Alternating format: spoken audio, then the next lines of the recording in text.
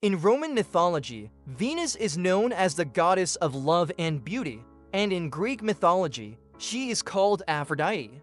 Venus has been named after this goddess and is the second planet closest to the Sun in our solar system. Venus is one of the planets that can be clearly seen with the naked eye. With its fascinating features, Venus is the subject of today's video. As you know, we recently started a documentary series where we will introduce all the planets in the solar system. Today, we are continuing that series with the second planet. Before we dive into the video, don't forget to subscribe to help our channel grow, like the video to make it more visible, and leave a comment with your thoughts. Now, it's time to learn more about Venus. As mentioned earlier, Venus is the second planet closest to the Sun. Venus is one of the planets that can be most clearly noticed with the naked eye. After the Sun and the Moon, it is highly likely that throughout human history, many people interested in space had discovered Venus and created fascinating theories and stories about it. Unfortunately, we don't know exactly who first discovered Venus, but scientists are trying to access the oldest written records available. The oldest written records we have so far date back to around 1600 BC. These records mention that the Babylonians observed Venus for 21 years and took notes about it. We also encounter Venus in very ancient sources of Greek and Mayan mythology. Because of this, we believe that Venus has always been known throughout human history. While we may not know exactly who first discovered Venus, we do know who was the first to study it with a telescope. That person was Galileo Galilei. In 1610, Galileo made the first observations, and although he had a primitive telescope, he noticed that Venus went through phases, much like the Moon. Although Galileo had previously studied Mercury with a telescope, he was unable to make such detailed observations of Mercury. Before these observations, everyone believed that the planets revolved around the Earth, not the sun. However, after these observations and studies, scientists discovered that the planets actually revolve around the Sun. Astronomers were first able to observe Venus passing in front of the Sun on December 4, 1639, and as a result of these observations, they discovered that Venus has an atmosphere. Another contribution of these observations was that scientists were able to accurately calculate the distance between the Sun and Earth based on these transits. Venus last passed in front of the Sun in 2012, and it was observed to do so again in 2004. The previous transit before 2004 occurred 122 years earlier, in 1882, based on their calculations. Scientists predicted that Venus's next transit will occur on December 11, 2117. Although today's scientists and space agencies focus heavily on Mars and the Moon, many space probes have been sent to Venus in the past. The first one was NASA's Mariner 2 spacecraft, which passed very close to Venus in 1962. More recently, NASA's Magellan spacecraft visited Venus with the mission to map its surface in detail. It successfully completed this mission and provided us with important information about Venus's surface. Later, in 2006, the European Space Agency successfully landed the Venus Express spacecraft on Venus's surface. However, Russia's initial efforts didn't go very well.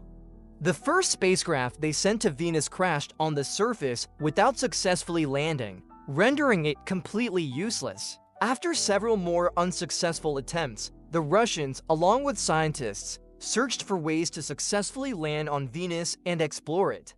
Never giving up, the Russians were finally able to land a spacecraft named Venera 7 on Venus's surface. This spacecraft sent data back to Earth for a surprisingly long time, 35 minutes, much longer than expected. One of the strangest features of Venus that comes up in discussions is its orbital characteristics. As you may know, on Earth and many other planets, the Sun rises in the east and sets in the west. However, on Venus, this is the exact opposite. Unlike most planets, Venus rotates in the opposite direction, meaning the Sun rises in the west and sets in the east. Venus takes 225 Earth days to complete one orbit around the Sun, which means a year on Venus lasts 225 days. But now, I'll share something that may be a very interesting fact you've never heard before. As you know, a year on Earth lasts 365 days. But on Venus, even though 1 year lasts 225 Earth days, it actually takes less than 1 day to complete. In other words, Venus completes 1 year before even finishing 1 full day. As mentioned in our previous video about Mercury, even though Mercury is the closest planet to the Sun, Venus is actually much hotter. The main reason for this is the thickness of the atmospheres of the two planets. Mercury has a very thin atmosphere, so it cannot trap the Sun's rays, which is why it doesn't experience extreme heat. However, on Venus, the situation is the opposite. Due to its thick atmosphere, Venus is able to trap a significant amount of the Sun's rays with the help of greenhouse gases. This trapping causes the planet's temperature to rise to about 467 degrees Celsius. This temperature is so high that even lead would melt at this point. Because of this, the probes sent by astronomers to Venus can only operate on the planet's surface for a few hours at most. These probes send as much data as they can to Earth within a few hours, and after that, they become completely inoperable. Additionally, in addition to the high temperature, the atmospheric pressure on Venus is extremely high. The atmosphere of Venus is 96.51% carbon dioxide. To compare, Earth's atmosphere only contains 0.04% carbon dioxide. Also, after extensive research, scientists have managed to detect a very small amount of water in Venus' atmosphere. By the way, the atmospheric pressure on Venus is 90 times that of Earth's. When we look at the surface of Venus, we encounter an extremely dry landscape. There is no liquid water to be found on Venus' surface.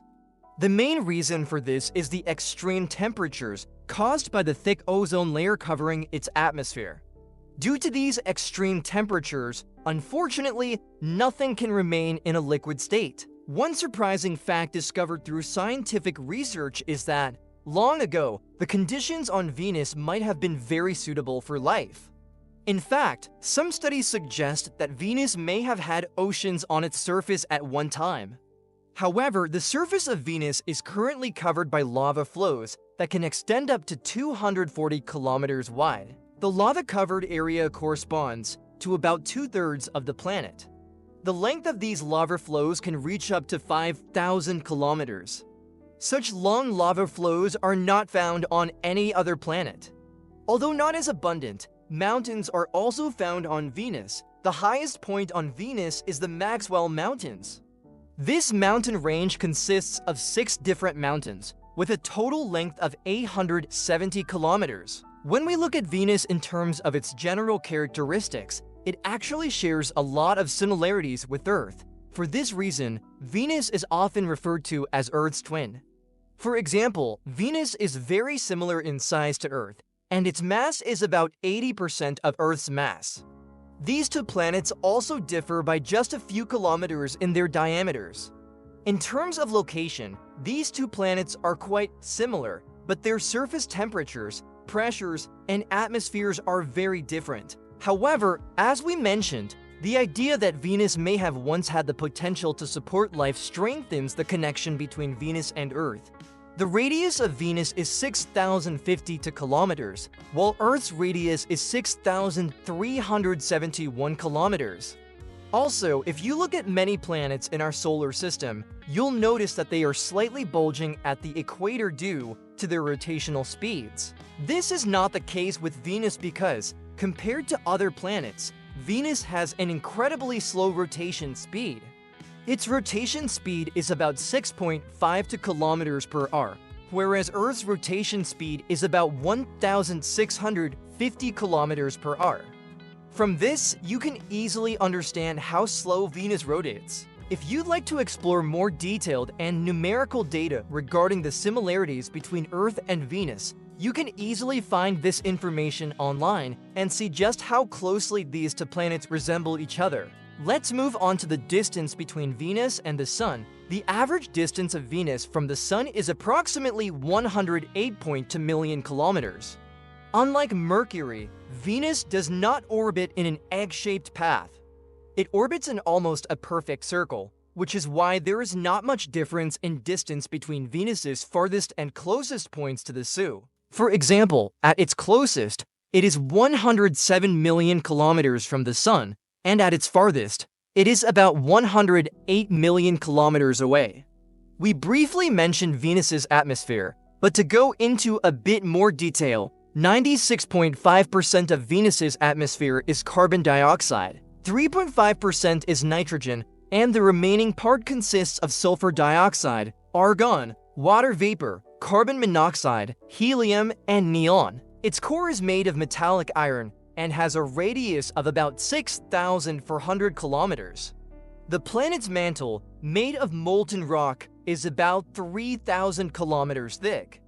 Although we try to observe Venus's climate from the outside due to its dense and thick clouds, we unfortunately cannot gather much information. The hurricanes and storms in these clouds occur not on the planet's surface, but within its atmosphere.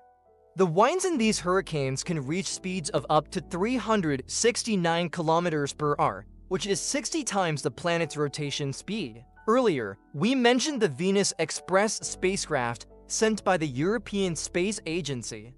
While conducting research on Venus, it detected lightning during storms. According to scientists, these lightning strikes were somewhat different from those found on other planets in the solar system because they had no connection to water clouds. The reason for these lightning strikes is the sulfuric acid clouds. The reason scientists attach great importance to this lightning is that the currents produced during these strikes have the ability to unexpectedly break molecules into pieces and recombine them with other pieces. Because of this, despite seeming impossible, scientists still consider the possibility of unexpected life scenarios on Venus. When looking at Venus, you might also notice some blue lines. These blue lines are caused by the planet's strong absorption of blue and ultraviolet light wavelengths. These blue lines are also referred to as blue absorbers and ultraviolet absorbers.